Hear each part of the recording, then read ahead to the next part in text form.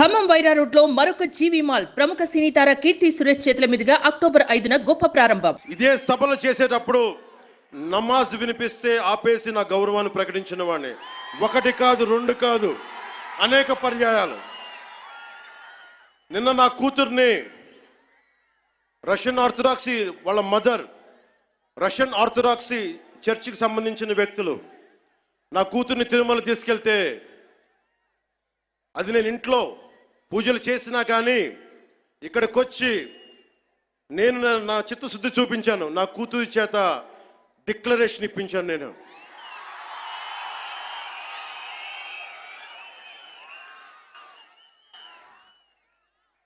అందరికీ చెప్తాం, నన్ను విమర్శించే వాళ్ళందరికీ చెప్తానా, ఏ రస్తా అయితే యుద్ధాలు చేస్తుందో, ఏ రస్తా అయితే యుద్ధాలు చేస్తుందో, గెలుస్తుందో ఓడుతుందో, కానీ ముందుకు పోతుందో అదే నా రస్తా.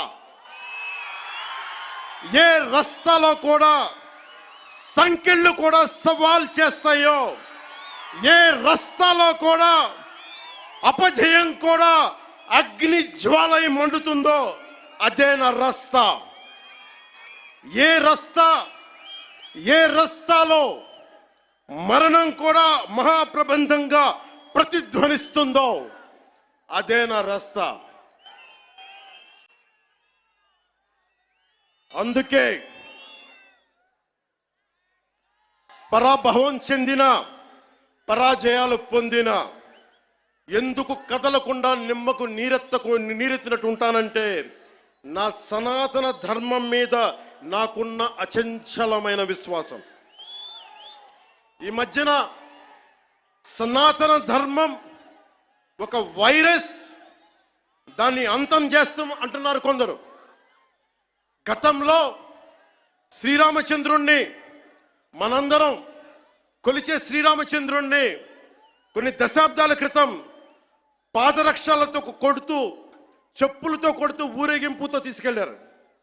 మధ్యలో రామాయణం కల్పవృక్షం అని గొప్పగా చెప్తే, కాదు రామాయణం కల్పవృక్షం కాదు, రామాయణం విషవృక్షం అని అన్నారు. ఈ మధ్యలో రామతీర్థంలో శ్రీరామచంద్రమూర్తి విగ్రహం తల నరికేస్తారు. గత కొంతకాలంగా కల్తీ నెయ్యితోటి, జంతువు కొవ్వుతోటి కలిపిన ప్రసాదాలు ఏడుకొండల వాడికి నైవేద్యంగా పెడతారు. అదే ప్రసాదాలు ఆంధ్రప్రదేశ్ నుంచి 1,00,000 లడ్డులు చేసి ఆ కల్తీ నెయ్యితోటి అయోధ్య రాముడికి పంపిస్తారు. దేశ ప్రతిపక్ష నాయకుడు అయోధ్య రామాలయాన్ని ప్రారంభోత్సవాన్ని నాచ్ ఘానా సభగా చెప్తారాయన. మా మనోభావాలు దెబ్బతిన్నావు. When the honorable opposition leader Sri Rahul Gandhi says Ayodhya ceremony, when he compares to it as a Nachigan Sabha, none of the Sanatani Hindus should not get hurt. We have to be happy about it. And you want the votes of all the Sanatani Hindus to get into the power, to be a political leader, to be in the opposition. And you want all the votes of Sanatani Hindus. But you don't respect Lord Rama. You might hate Modi ji. You might hate us. But don't you guys dare to talk about Lord Sri Rama.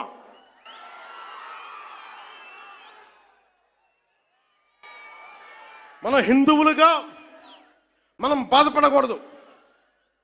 రాముడిని తిడితే బాధపడకూడదు, నోరెత్తకూడదు. అన్నామనుకోండి, మనం వెంటనే హిందూ మతాన్ని మొదలైపోతాం.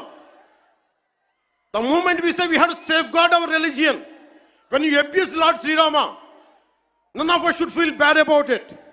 The moment we utter our pain, the moment we say our voice, the moment we say we reflect our pain, suddenly we become Hindu fanatics. Would you dare to do the same thing to Islam? Do you have the same thing to do Christianity? No, you won't do it. Because Hindus are a docile society. They believe in karma. Let the God punish them. Let me tell you, we are deeply hurt.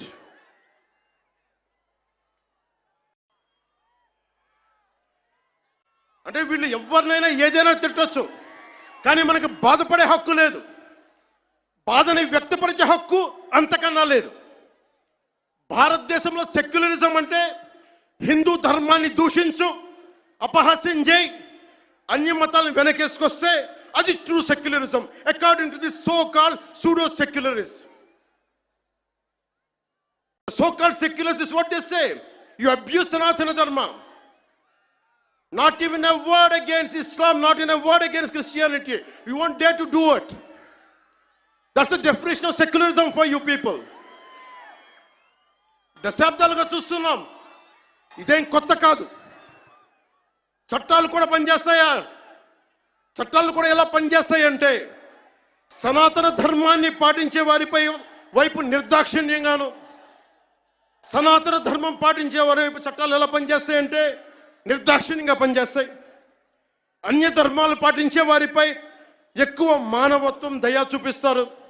ఇంకా దూషణ చేసే వారికి కోర్టులు రక్షణ కల్పిస్తాయి.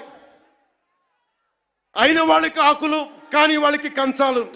ఇప్పుడు అది కూడా పోయింది, ఆకులు కూడా పోయింది, చేతుల్లో పెట్టి నాక్కోమంటున్నారు.